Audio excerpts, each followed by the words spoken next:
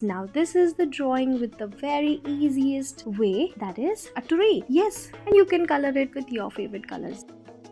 So in the next video, we will learn how to draw a toothpaste and toothbrush. You know, these two things are we daily use in the morning and while sleeping also.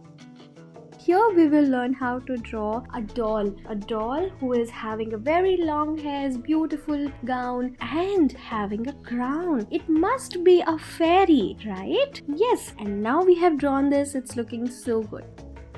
Now in the next, we will learn how to draw a mouse with various sides. Yes, mouse with side, top and sitting or lying. You can see here with the help of number 1, 2, 3, 4 and 5, it was very easy to draw different mouses having different sitting ways.